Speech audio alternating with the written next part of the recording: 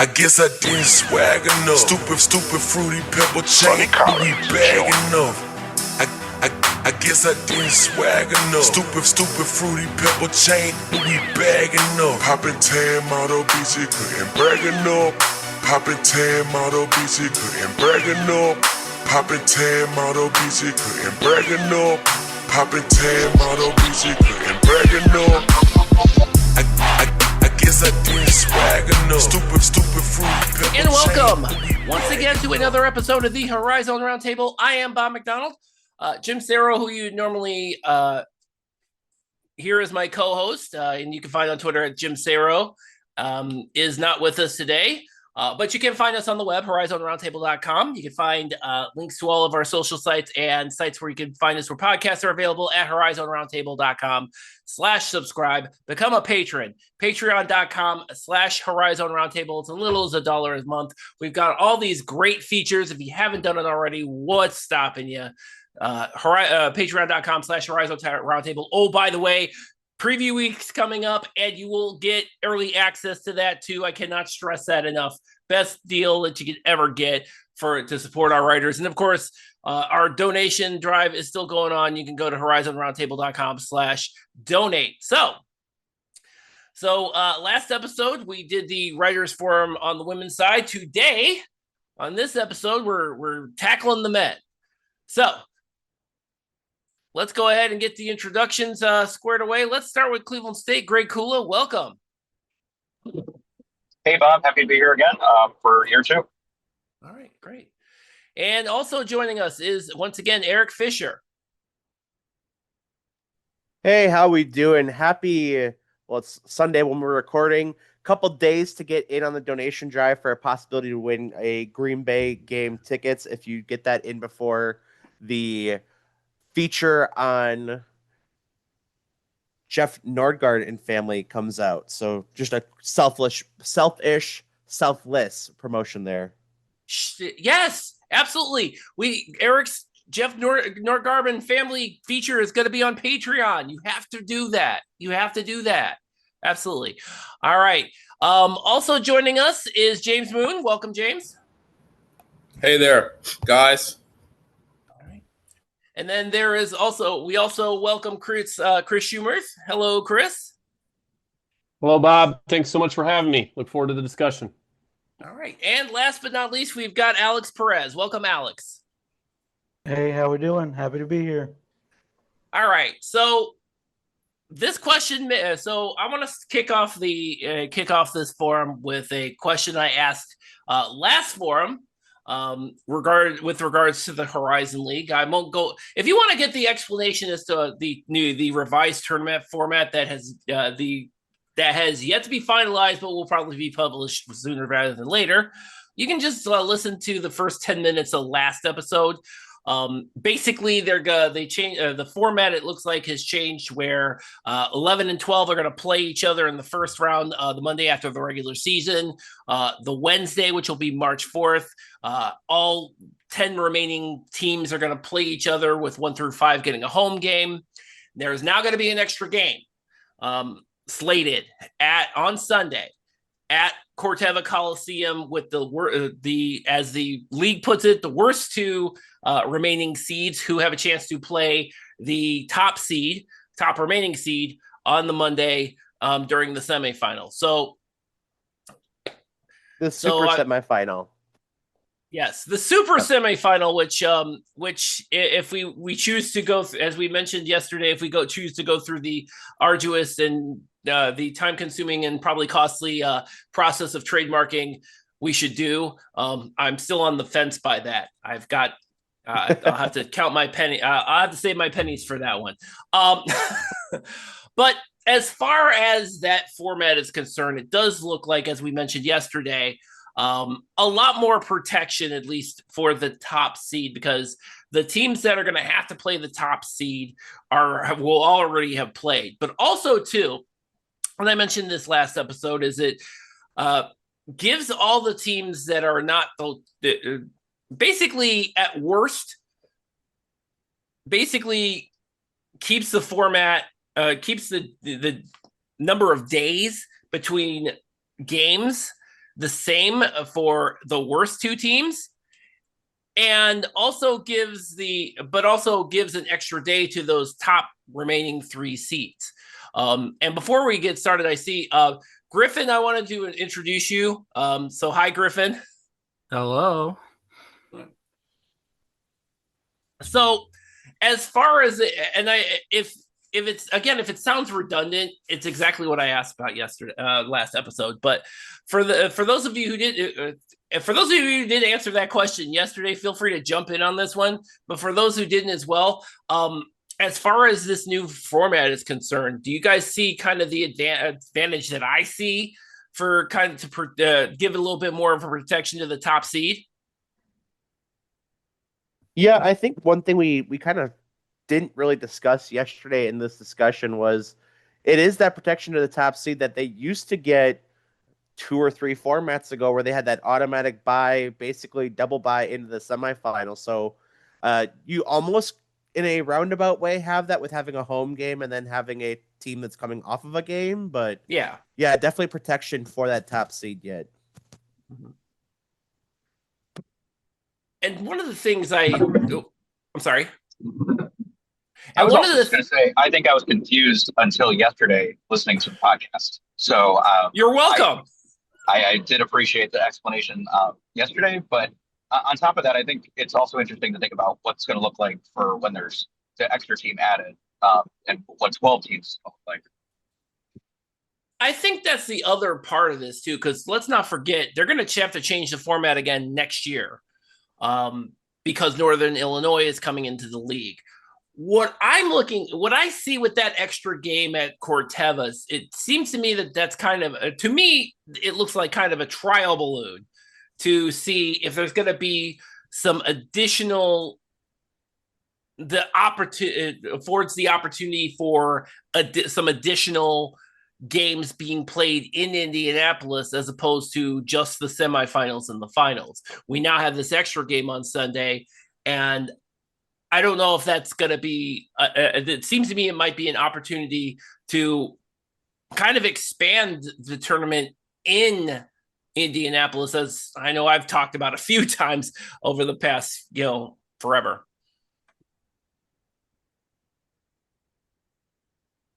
Yeah, I wouldn't be shocked if that ends up being the case, where we might see the kind of go to that 12, 11, 10, 9 and have a similar style format. But I definitely do like the idea of something like that and getting kind of closer to that big time tournament feel where it's all in one spot. I think we're probably a ways away from that yet, but this is definitely a step in that right direction. Yeah, and also the teams get more days to rest. Yes, correct. And I think one of the things that I think that might preclude and in years past that has not been the case. When the Horizon League was in Detroit, for example, they played 4 straight days. Now, mind you, that's not now. And then again, when the tournament was in Detroit, it was for first couple of the years, it was just the men, and then because the TV, the broadcasting with ESPN was different, so it staggered things a little bit between the men and the women. I don't know if that'll be going 4 straight days would be a thing that they would think about doing again. I do see possibly with 12 teams coming in that they have just the Wednesday where you have 1 through 12 play each other. And then Eric, to your point, they have that Sunday game where they're playing 2 games with the 4 worst seeds playing each other for a right to play against the top remaining seed and the second top remaining seed on that Monday for the semifinals. More super semifinals games. Yeah, maybe we should look into trademarking that. This is really starting to add up. Yeah. All right. Well, I'll have to look at my bank account to see if I can pull that off. We'll see. Like Let I me said, I'm dip willing to into go the First squishy. National Bank of Bob and see what's going on there. All right. So before we go into the individual teams, I do want to reiterate that the live show that we used to do on Spaces is now going to be on YouTube, on our YouTube channel. It's going to be on Thursday, September 4th. Again, it was supposed to be on the this Thursday, but it's going to be a week afterwards on September 4th from 7 p.m. Eastern to 9, probably starting at 7 p.m. Eastern. We already have, as I mentioned across socials, we have Bart Lundy coming in from Milwaukee. We also have Ben Howlett, the new head coach over at IU Indy, and we got Andy Toole. Andy Toole is from Robert Morris, is also going to be joining us on the 4th. In addition, we will have Kelly Ford from the HoriZone League joining us. Hopefully, he can help us sort all this tournament format / scheduling stuff out, because I suspect the schedule is forthcoming very, very soon.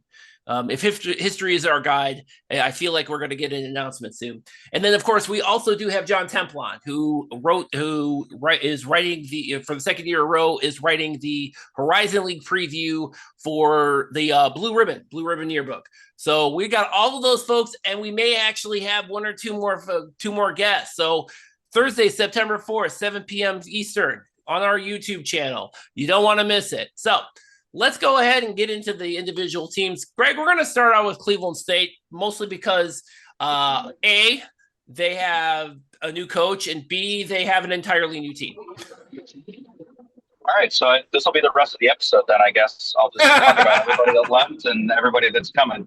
Yeah, I mean, I'm trying to figure out who's actually going to play on this team and what type of minutes is almost impossible. I'm going to start with some bad math here.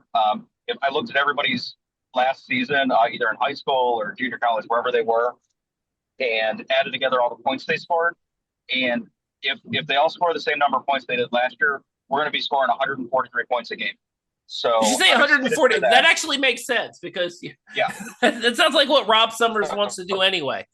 Yeah, so 143 points, 49 rebounds, 20 assists. It's going to be a very high scoring game, but in reality, I mean, I can't pick out who's going to play here. I think every time I look at a guy's stats right now, I'm thinking, oh, that guy's going to get 15 minutes a game. And I'm just more confused the more I look at the roster, but that makes me more excited, because I think the transfer portal has been great here, and the high school pickup, and as well as the international signing that just came through of Spironov. I think it's just going to be an exciting team. Yes, the Bulgarian guy, not just Spirov. Let's not forget. I'm still like Diane Nessa, the George Washington transfer. After seeing him play for Switzerland in the FIBA U19s, I'm gonna not stop talking about that guy. Oh, I think he could be absolutely game changing and someone that we've really not seen at Cleveland State in a while. I mean, he just plays such a interesting game, and I mean, he's a good deep shooter. I mean, again, they've gotten guys from Ohio, they've gotten guys from other close states, they've gotten guys internationally. It just seems like Summers went out and really picked who he wanted, and it just looks like it's going to be a really quick and a really athletic team. Also, lots of 3-pointers. Yes. If we need any embodiment of that, it is the HoriZone on HoriZone crime that Rob Summers committed with Foster Wonders going to Cleveland State.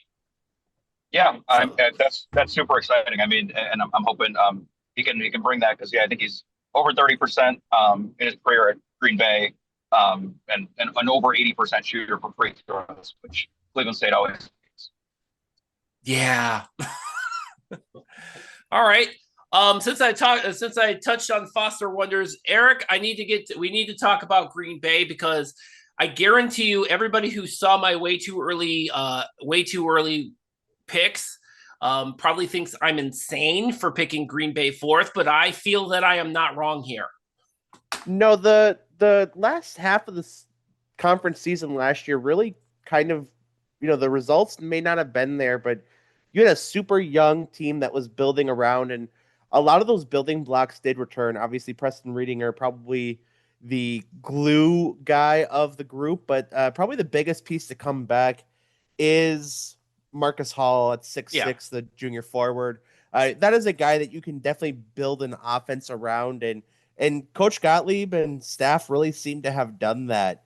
Having Caden Wilkins as well, keeping him around the last year's freshman class, bringing in a guy like Romelu Bethia, a little bit of age concern there, but definitely one of those things where that's kind of the way college basketball is going. And really, you look at the rest of this roster, and it's not a wonder to see what Coach Gottlieb is doing. So, the pieces of it were there, and I think this year it really comes to fruition. So one of the things, I'm glad you brought up Bethia, because one of the things about him, the guy who didn't play organized basketball until he went to the Navy. I continue to love that story. But the thing with Bethia, though, is that he kind of addresses an issue that Green Bay had terribly last season, where they were one of the worst teams, not just in the HoriZone League, but the country in rebounding. And they were at a point where there was so much kind of chaos, if you will, in the front court that it was basically left to Marcus Hall to try to pick up the slack, and him going up, and he's 6'6", so he's got to be pretty undersized against even in the HoriZone League. So to bring a guy like Bethia in, I think is going to help out a ton. But I also want to bring up the fact that the Green Bay needs to shore up the backcourt, and I think the transfers of Josh Hines and LeBron Thomas specifically, I think those are going to be huge additions for him as well. Yeah, absolutely. And that's something that Coach Gottlieb really did really well. And, having a full offseason obviously will help that.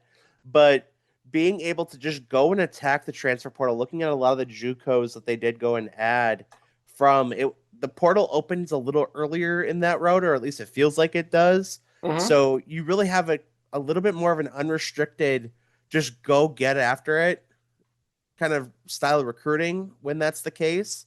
And that's exactly what they did. They went hard into the JUCO window and just built this roster into really kind of filling the gaps that it did have last year. And there were a lot. There were a lot.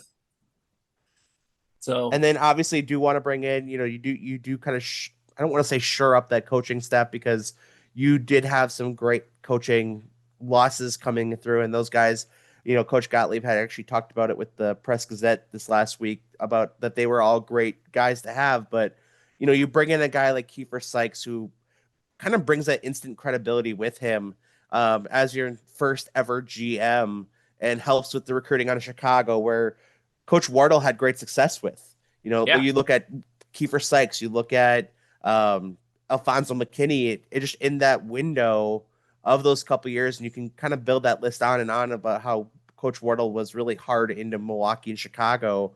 You get a guy to do that on top of the already local connections that you have through other coaches. Sure, absolutely. All right. So Chris, I'm going to venture to guess you thought that the IU Indy team from at the end of last season was going to be almost the similar to the one from this year, but then a bunch of stuff changed and we got a whole new roster now. Yeah, there were and a whole new coach. There were certainly some guys that I think would still be there if there hadn't been a coaching change, and some of those guys would have been very helpful. For sure. Sure. But, a lot has changed, as you mentioned. I think that Coach Howlett has done a nice job of piecing together his roster. I did get the chance to talk with him several weeks ago, and he was kind of in this bare office. It was very interesting to kind of his wife wasn't even here yet. He was staying in an Airbnb. And so that was an interesting part of the conversation. But, of course, his first priority was just getting the roster together. Of course, he's going to bring several guys I believe the number is 4 officially from West Liberty, and then another guy who was going to be playing for him at West Liberty. So really 5 of his guys. And we saw with Coursero that the model and with other people and places across the country that the model of coming from D2 to D1 can work, in quotation marks. So even some of his transfers are NAIA guys or Division II guys. A lot of production coming with those guys. So I was kind of laughing, chuckling when we were talking about how many points I believe it was Cleveland State supposedly going to be scoring. Because I think it's a similar situation. I'm not in a position where I want to make any guesses about who the main players are before I write the preview in the next month or so. Sure. But here's what I'll say about Coach Howlett and what my impression so far. He just has a really clear vision, and that's a really detailed vision as well. It's about how they want to play, but it's also about how they want to be. So something that struck me from the conversation was he doesn't allow cussing, which is so funny to me. I know. He mentioned that in our interview. The interview we had with him earlier, and I'm like, man, I hope he doesn't listen to this podcast on a regular basis. He'd be like, how did I let this man interview me? So funny. But I think what it speaks to is just, his vision, the culture that he's going to try to build in the long term. He's going to get people in there that buy in, both in terms of style of play, but also in terms of, again, who the student athletes are that are going to fit into his system. So I think in the long term, they're probably in really good shape. In the short term, I'm sure they'll take some lumps. But I was just looking at your way too early, and I like that you don't have them at the bottom. I don't think they'll be at the bottom. I don't see it. I don't see it with with just the way that the system, as Coach Howlett calls it, is set up. And to your point, even when you talk to Coach Howlett, he's probably going to change his mind on the starting lineup at least 4 times before the season starts. But one of the things, too, in addition to the guys he brought in, there were a couple of guys who had committed to IU Indy before the coaching change, Jackson Edwards and Micah Davis, who are D1 transfers. Jackson Edwards was at St. Bonaventure, and before that he was at Valpo, and then Micah Davis was at Eastern Kentucky. So getting the buy-in from those guys to stay, absolutely. That's going to be huge for them. Yep. And I like the mix again in both the short and the long term. I like the mix of players on paper that he's conjured together. My guess is the second half of the season will go much better than the first. Yeah, I think they'll get a lot better over the course of the first season. There's not too much more that I should probably say because it's all speculative at this point. Well, that's okay, because I'm going to speculate on one thing. Those Cleveland State IU Indy games are going to be a track meet. You remember the old ABA guys? I feel like it's going to be those type of games. Yeah, that was definitely one of the things he emphasized, but it was also one of the things I was able to talk to a couple of his former players to write that initial profile of Coach Howlett. And one of them said to me, "Is believe me, you get so tired. It's the hardest style of basketball that I've ever played." But he also said, and I would go back to it in a heartbeat. He was someone who was still playing. I believe it was John Corte.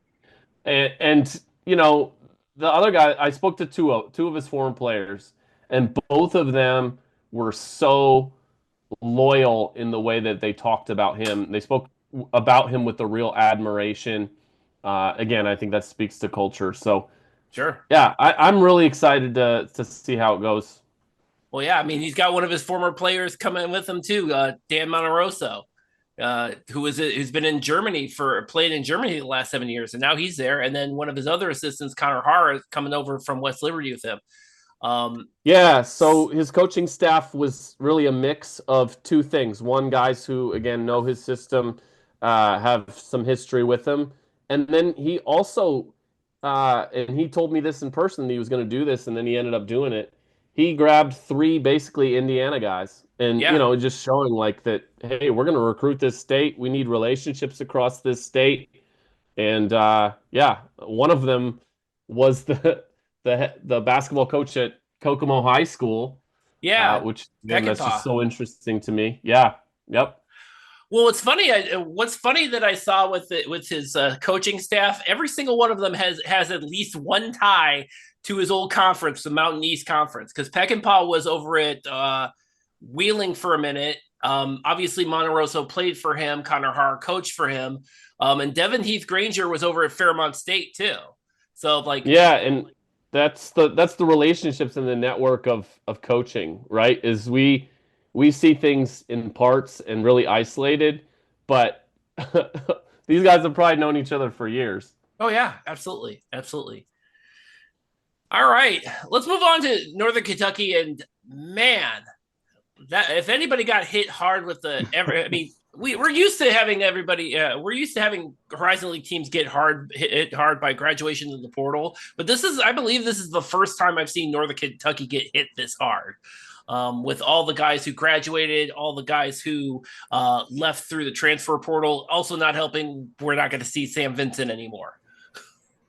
Yeah, 10 departures, obviously not ideal, either graduation or transfer portal. So this is definitely going to be Darren Horn's most retooled team he's ever had to deal with.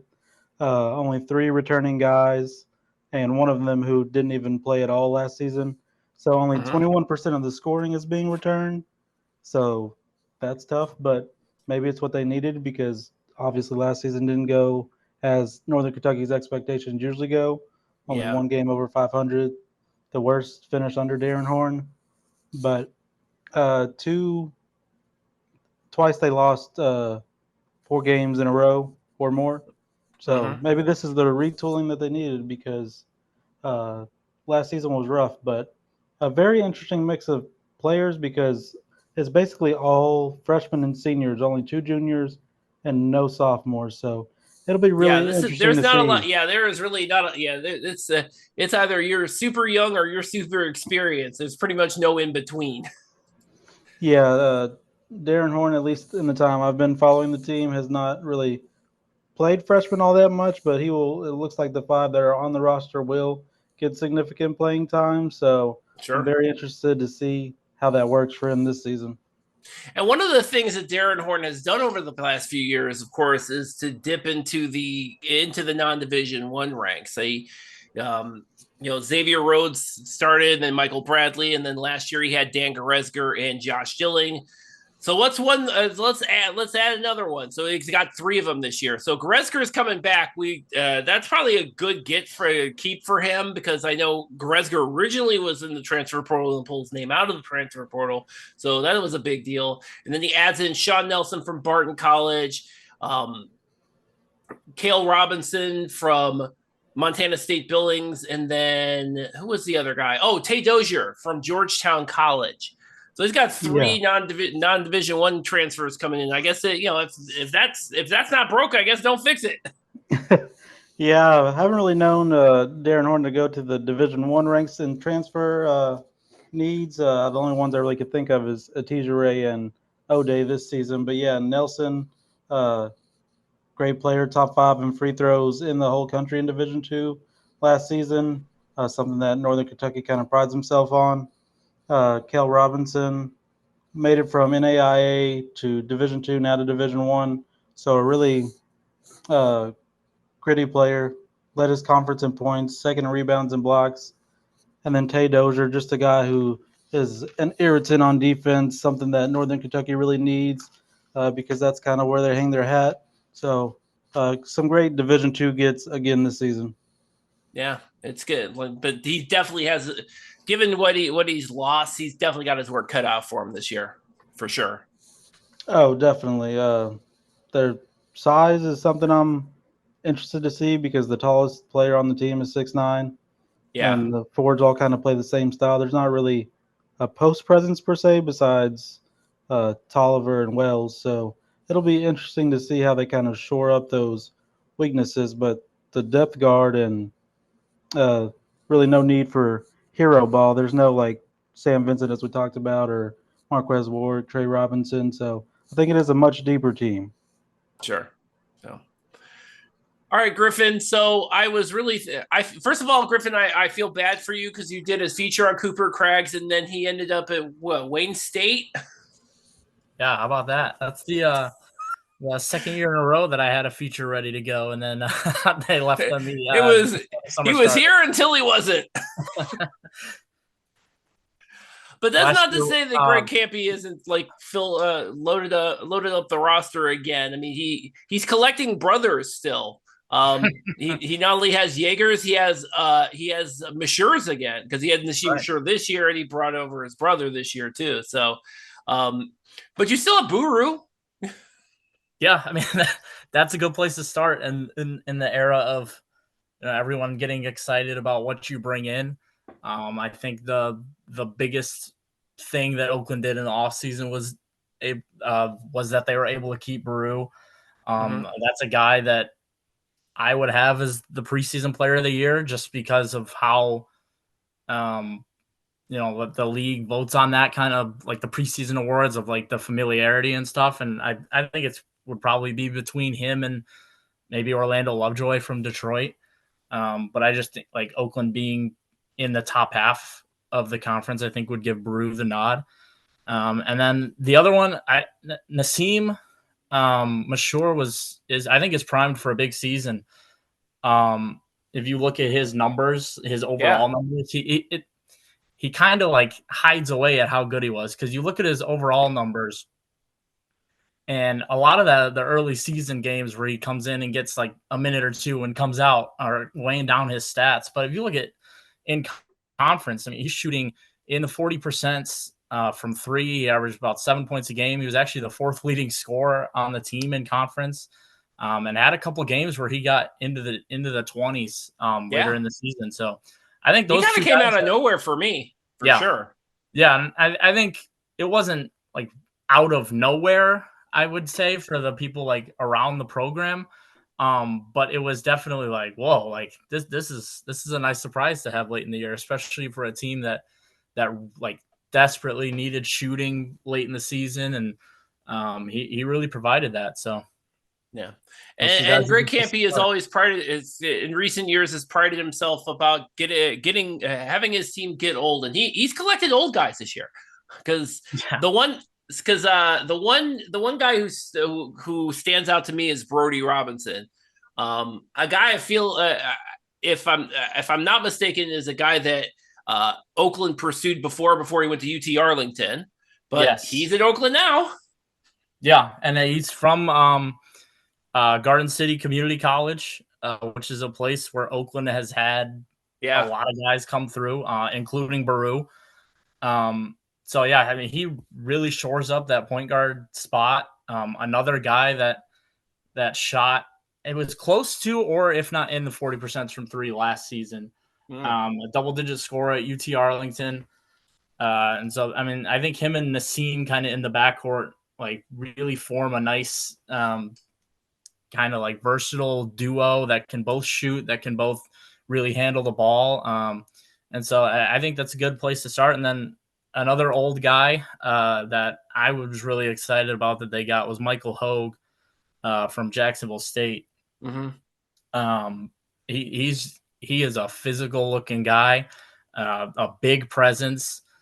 He led Jacksonville State in rebounding last year, and that's in a big time league where you got to be a man to lead a team in rebounding. Oh yeah, and so I think he's going to be a really nice guy to have around. And then the other kind of old guy is Brett White, who's been in college for a very long time. But it only says it's his fifth year. Yes. Yeah. I think. Is it more than that, Griffin? I don't think it is playing basketball. Yeah. But he graduated in he graduated high school, I believe 2016. And then didn't want to play basketball in college, I believe is the story. Really? So wasn't even in college out of high school. Did you say he graduated in 2016? I believe that's right. Yes. Oh, wow. Okay, no kidding. He definitely throws the old part in there. Yes. Here, I'm looking at his page right. He was born in 1998. So there you go. Okay, yeah. So he's only slightly younger than Ramel Mathea. Yes. Yep.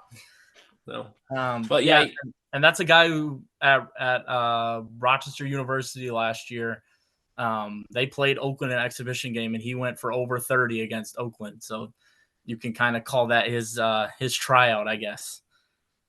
Hey, well, better way to try out. Yep. All right.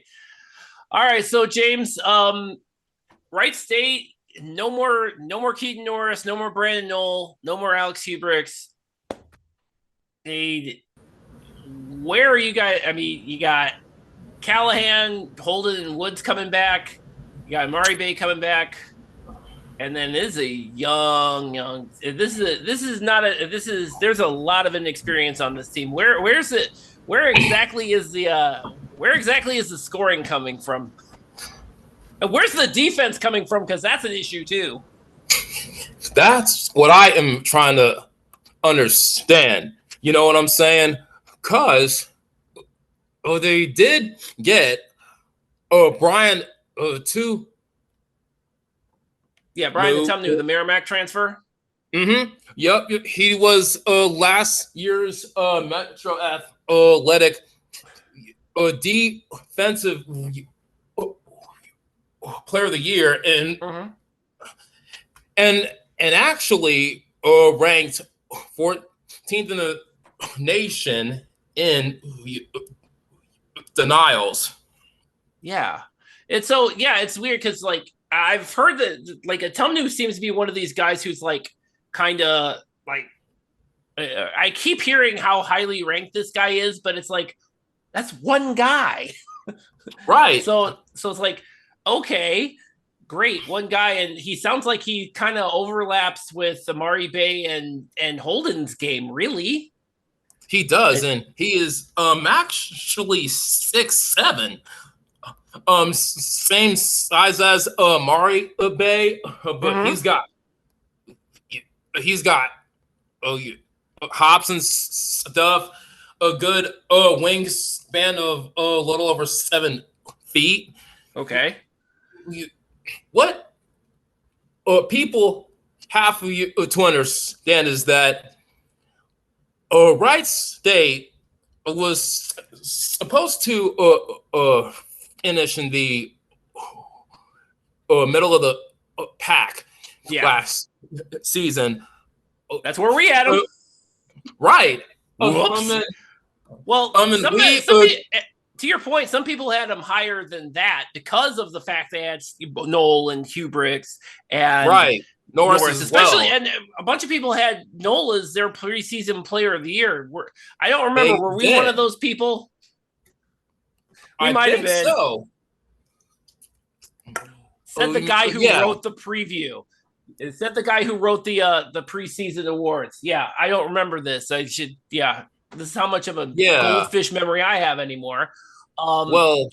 Right. But the other problem is, to your point about the size of Atumnu and Holden and Mari Bay is that this Wright State team is considerably smaller than they were last year with a team that smaller. Basically, losing Brandon Knoll who was, the primary rebounder, that is a huge loss. And I don't know if they're going to be able to, I don't know, like replace that in the aggregate. I don't know what's going to happen. I don't know either. But Knoll was chosen as a conference all-second teamer. Yeah, which was a shock. You know what I'm saying? Also, well, I mean, I know why, because he wasn't going to be a first teamer on a team that finished what, 8th? 8th. Yeah. Not to mention that loss at Green Bay was the cream cheese on the bagel. You know what I'm saying? Because yeah, it was right. You know that when that happened, fans like myself just seeing and like, what in the heck is this? They actually lost to a talk show host, aka Doug Gottlieb. You know what I'm saying? And it happens, man. It did. The Raiders. And by the way, that was yeah. at a moment. And remember, that was near the end of the season where. Yes. This is near the end of the season where they did not have the Green Bay did not have a lot of still they had were a just lot of not guys. healthy. Exactly. Yeah. Anthony Roy was out. Oh my! And that was oh my god! They had Roy Ozelka playing. Yes, Ben and Jeremiah Johnson only played 11 minutes. Like seriously, and what's his face? Oh crap! Jonathan Levy didn't even play this game. They still lost by 11. Tweety's breakout game, as well. You know, I mean, they on paper, that game. To your point, that game, Wright State, they had and that was. Did they win another? I don't think they won a game. They think they won only one other game in conference. Green Bay did, and I think it might. But yeah, it was after that, if I'm not mistaken. I think they had ripped off 2 out of 3 in some capacity like that. They really should have taken Youngstown State in the first part of that weekend series, and but it's like, this is and it now, mind you, and you could tell and. But again, that was one of those situations. And again, that was Keaton Norris was in and out all last season, but he's all the way gone now. So, but that were. And Keaton actually joined his brother, Cade, at Stanford. Yeah, because I remember that because but when I look at, I'm looking at this Wright State team, and I'm sure Wright State people are still not happy with me for picking them last on my way too early picks. But you know what? Oh, yeah. But you know what? You look at the Wright State team. You look at the makeup the Wright State team compared to every other team in the HoriZone League, and even the ones that had to put whole teams together. I feel like there might be a little bit of cohesiveness with Wright State, but still, I don't see it. I don't see, when compared to some of the other teams, I don't see, how they have improved compared to the rest of the teams in the conference. I just don't see it. Right. And check this out, though. The Raiders as a team had the nation's 6th best team field goal percentage, 49.4, and 13th best 3-point percentage at 38.4. Yeah, they were very good at that. However, they were tied for 23rd in the 23rd worst opponent or 3-point percentage in the nation. Yeah, they got torched. A little over 39%. Yeah, and again, it's one of those things. I don't know if they improve or not. I mean, that's kind of that's been my concern the entire time. So I don't think they will, only because they're smaller. They lose 72% of their scoring, and they basically downgraded in terms of point guards. TJ Birch transfer from Ball State, averaged a little over 4 points in almost 10 minutes per game, and averaged only 1 assist. Yeah, that's gonna be a big problem for them. So, all right, question. Yeah, so we talked about those teams. Let's talk about the other teams. I was really hoping. I thought Isaac Wendell would be here today. He sadly is not. So we're just going to talk about Purdue 4-way behind his back then. I mean, now, just like with Wright, just like with Northern Kentucky, they basically lost their starting backcourt. So Quentin Morton Robinson graduated, Rasheed Bell graduated, Jalen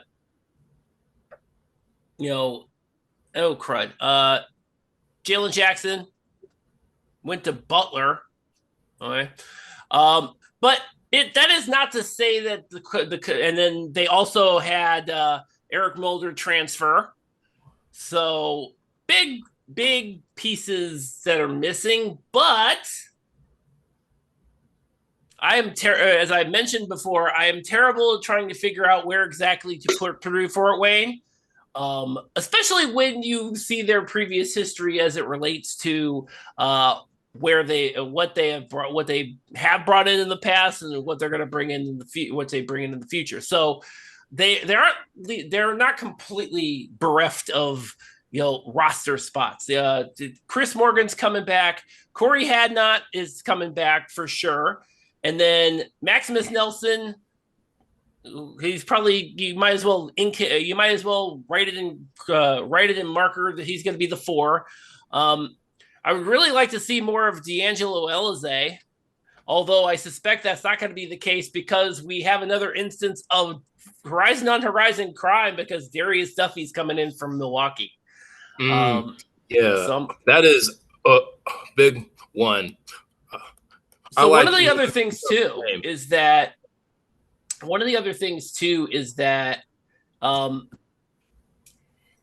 went non D1 again because Ja'Cory Lipkins is coming in from Charleston, not the College of Charleston in West Virginia. They did bring in Michaela Stevenson, who's a JUCO guy who spent last season at Grambling, and I feel like with those guys, with Lipkins and Stevenson and Morgan, EJ Mosley's coming over too, the freshman, and also DeAndre Craig, who's coming in from Denver. I feel like all of those guys combined with Morgan and Hadnot, I feel like they might. I don't know if can completely replace arguably one of the best backcourts in the conference last season, but they should be okay. The other thing too is that, I feel like they have also because they brought it because again the problem they had basically they just had Eric Mulder in the front court. Max Nelson is more of a stretch 4. So he was more stretching the floor in terms of 3-pointers, but I feel like bringing in Duffy, bringing in the freshman from Israel, Yuval Levin, I feel like those guys might help where they didn't exactly have as much help last year, and hopefully that's what happens for them. And also, I'm also extremely terrible at figuring out where Purdue Fort Wayne is positioned. Wherever I pick them is probably going to be 100% wrong, one way or the other. Well, not to mention that the Mastodons were one of the nation's best teams in terms of taking care of the ball, because they were tied with South Dakota, Wisconsin, Texas Tech, David, and for the 16th best turnovers per game at 9.6. Sure. So, yeah. So I'm gonna move on to Youngstown State. Talk a little bit about them. Once again, Youngstown State has a couple of holdovers from last year, and then just hits the portal because they got Jason Nelson and Chris Carroll coming back. Emmanuel Zorgval's coming back from the portal. Not from the portal. He's coming back from a red shirt. So it's amazing that you can replace it. It's amazing you can replace a 7-footer with another 7-footer. Now, I don't know if they're going to get as much production out of Zorgval than they did Gabe Dines, but I don't think it's really going to make a difference. I think just between having Nelson and Carroll to kind of anchor everything, and also, too, they just got so many guys coming in from the portal. Bryson Dawkins from Houston Christian is a big one. Vlad Zalaridze. His game kind of reminds me of Sima Udendal. So I figure he's going to be kind of a replacement for them. I really think I've been having Youngstown State high over the years, and that's not going to stop. It didn't stop in my way too early picks, and I don't think it's going to stop now. So, all right. We should probably mention Detroit Mercy because I did pick them second. Might be a good idea. Yeah. Well, I mean, Orlando, and by the way, I have Orlando Lovejoy as my pick for player of the year, and I have not swayed away from that yet. Huge that he stayed. Also huge they get Jared Larry back. Also huge that Legend Jeter stayed. But I think the big thing for Detroit Mercy is the fact that they got with all the injuries and whatnot that happened with Detroit Mercy last year, the hidden benefit of that, as I mentioned this multiple times, is that they got freshmen some serious playing time. So now you got a guy like Nate Johnson and Ryan Calabay and TJ Nadeau who are already battle tested, and yeah, that's gonna be pretty good. And add in the forward London Maiden, the JUCO transfer. I think they're gonna be okay. This is why I said this. I have been saying they'd finish in the top. Had been saying that Detroit Mercy is going to finish in the top half of the standings. I still maintain that I think they're going to finish second. I don't want to be wrong on this one.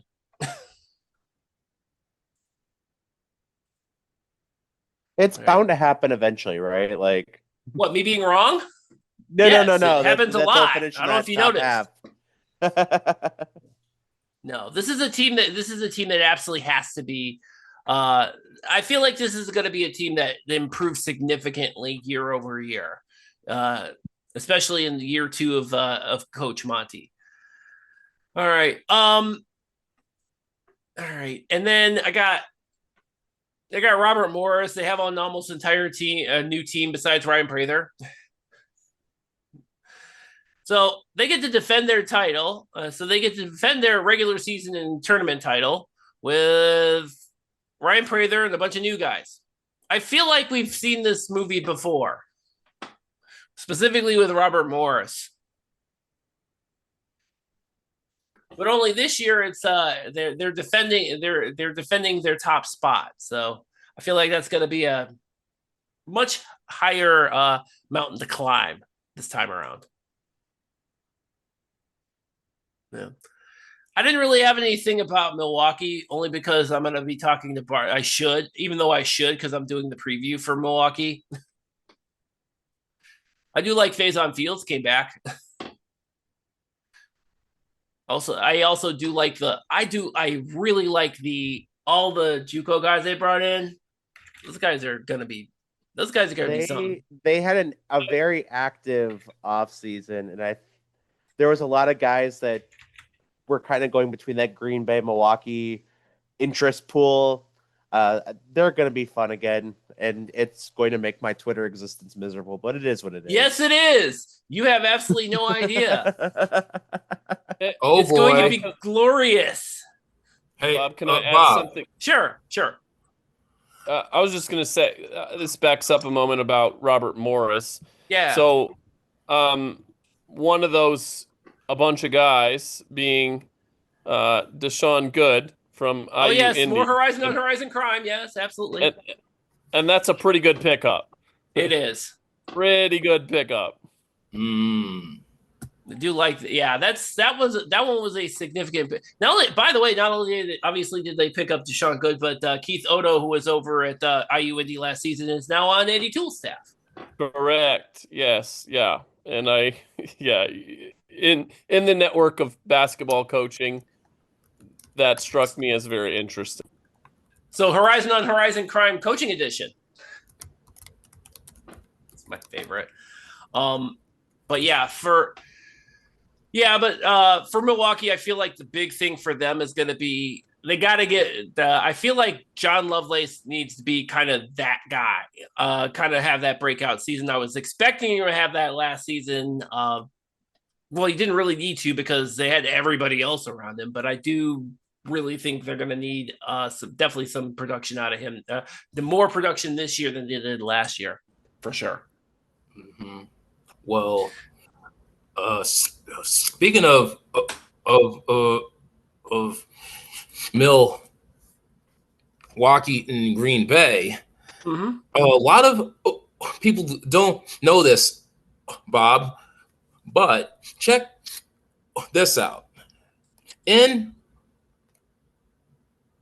Horizon League basketball history, only 2 schools have had both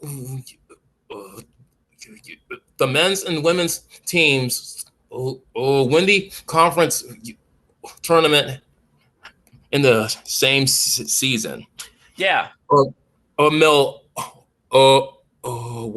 in 06 and in Green Bay in 16. Yes, because Jimmy never lets me forget that both the Milwaukee men and women went to the tournament in 06. He never lets me forget that, ever.